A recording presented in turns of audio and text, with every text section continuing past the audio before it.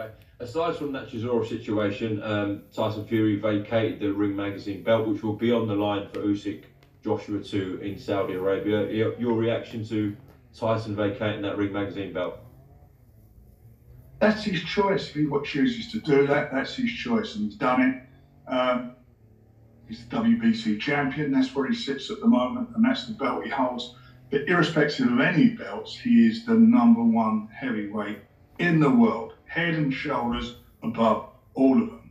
All of them. Again, contrary to boxing news, who make Usyk pound for pound best, or whatever pound for pound means these days, as the best. So I lose track of this, but Tyson's the #1. He is the #1 heavyweight. If you can't beat Tyson Fury, you are not the #1 heavyweight. He is.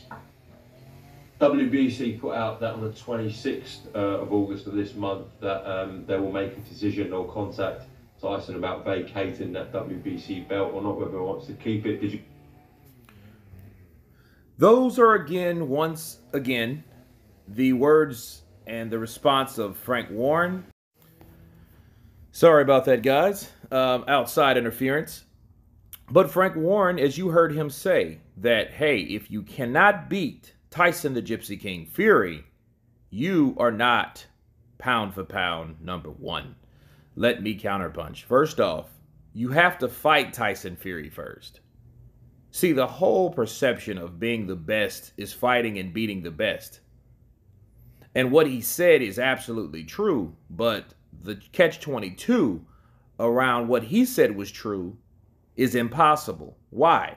Because not everyone is granted the opportunity to fight Tyson Fury. So if Tyson Fury doesn't want to fight you, you're not going to get the opportunity to show that you're the best now, are you? So it's safe to say whoever is the best can beat Tyson Fury. But if you can't ever get a fight with Tyson Fury, you'll never prove that you're the best. That's where the catch-22 comes into play. Okay? It's almost like the era of Mayweather, when Mayweather was running the scene and he was the TBE, the best ever. And he labeled himself that.